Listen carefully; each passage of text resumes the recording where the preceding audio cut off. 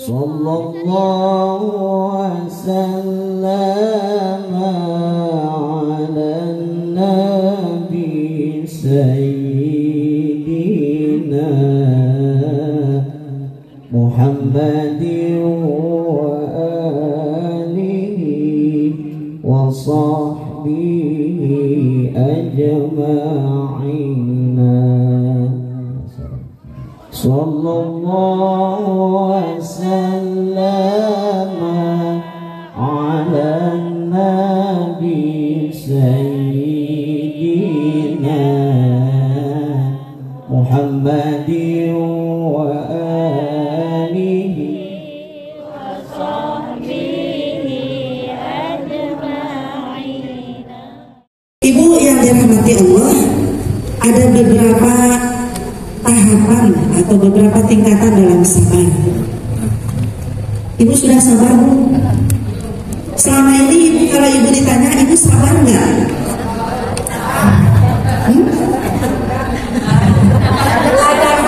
Pertama, sabar dalam menghadapi musibah. Di saat terjadi musibah, maka kita harus pertama kali menyebut siapa? Allah. Coba Umi pengen tahu, musibah terberat yang pernah ibu alami apa? Banyak. Terkait ekonomi pernah dapat musibah? Ditipu orang? Dibohongin orang? Dikadalin orang? Dicuri orang? Pernah semua kan? Berapa nominal yang terbesar yang pernah ibu alami? Ayo, Umi pengen tahu. Ada nggak yang melebihi angka yang di tangan Umi ini? 100 juta? Lebih? Waduh, ini enak. Big boss nih. 1 M? Alumni PPA pernah nangis-nangis ke Umi. Dia punya utang yang nominalnya 63 M. Wow, kalau Umi sebut, ibu tahu karena di sini ada itunya perusahaannya, tapi tidak ingin disebut ya, kan nggak boleh. Dan ada yang nangis-nangis Umi, seorang PNS golongannya tinggi, dia terlilit hutang rentenir sampai ratusan juta gara-gara utang 18 juta. Utang kecil, tapi akhirnya karena rentenir membludak terus, menjadikan makin besar, akhirnya sampai ratusan juta, dan itu pun tidak selesai. Itu musibah kan? Umi pernah posisi bangkrut, itu musibah. Emang Umi pernah bangkrut? Pernah. 2014 saya masih di posisi yang nangis-nangis di pojokan masjid. Ya Allah, kapan saya berubah nasibnya? 2014 dan 2015 saya hijrah segalanya. Maka benar kata orang tua, kalau udah mentok di satu titik, mentok di satu tempat, hijrah membuat kita terbuka semua kehidupan kita.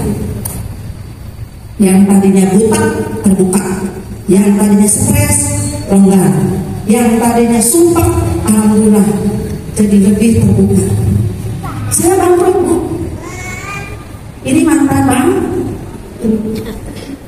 2008 saya pernah naik haji, tapi di dalam kondisi yang minus ya, sampai tidak kuat untuk beli baju pun. Jangankan beli perhiasan ya. 2008 saya berangkat haji, masih kecil 26 tahun dengan biaya yang pas-pasan, termutang-mutang, dan akhirnya di Mekahnya kondisinya memprihatinkan dalam hal tidak bisa belanja. Kan kalau kan biasanya belanja ya, betul nggak? Ya. Saya tuh minus sampai mau Quran saja saya harus tuker Quran sama sweater. Kebetulan saya ingin Quran, naksir di toko Quran. Berapa harga Qurannya saat itu? Kalau nggak salah 30.000. Terus si tukang jualannya senang sama sweater saya. Indonesia ya, sweaternya bagus, cantik. Oke, mau tuker sama Quran. Saya baru sedekah Quran dengan jual sweater. Saking gak adanya uang saya. Nangis saya. Suami gak pulang ke kamar, beli di bajunya. Ini abi pulang izin mau itikaf di Masjid Nabawi, mau mencerit di hadapan Allah, di hadapan Rasulullah, biar hidup kita berubah, biar bisa membahagiakan umat ini. Kalau ingat cerita itu merinding maksudnya. Ya Allah, berikan kami nasib bisa kesini lagi ya Allah, dan kondisi yang lebih baik. Karena saat itu saya doang satu kamar sama orang kaya yang ke masjid beli perhiasan. Lemes nggak tubuh saya?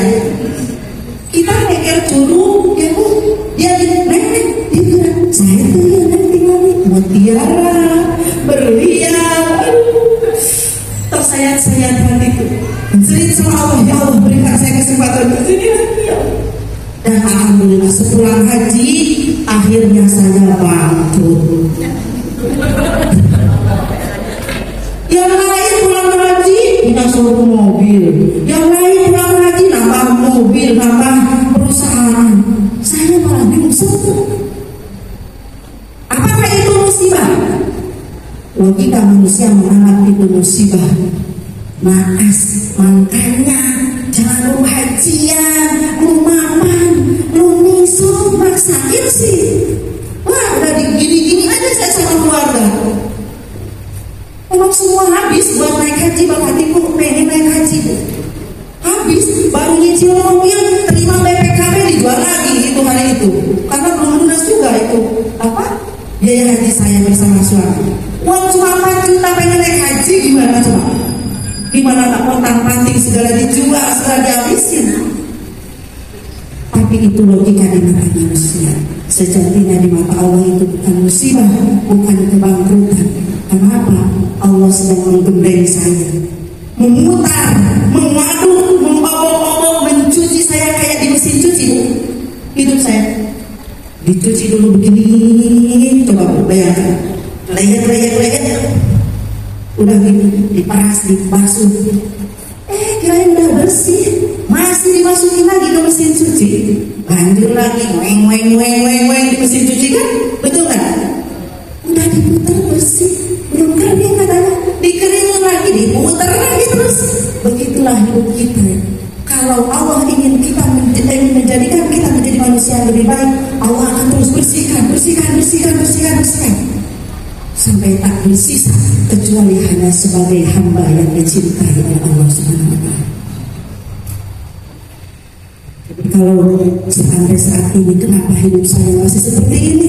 Kok dari satu kejadian, dari satu masalah ke masalah berikutnya seolah-olah tidak ada hentinya. Mungkin Anda sedang dicuci sama Allah, dibersihkan, karena tidak akan kembali kepada Allah kecuali orang-orang yang bersih. Halo, masih ada? Lanjutkan kan? Kayaknya menunggu. Persekian. Dan wallahi, inilah yang saya dakwahkan ke mana-mana. Saya tidak terlalu dalam, tidak terlalu muluk-muluk dalam berbicara. Saya hanya menceritakan diri saya yang saya yakini berdasarkan banyak sekali yang curhat. Ini pun adalah masalah mayoritas ibu-ibu. Tempaan hidup yang begitu keras yang akhirnya menjadikan ibu-ibu labil, hancur, berkeping-keping, bahkan menyakiti dirinya, menyakiti orang-orang yang dicintai.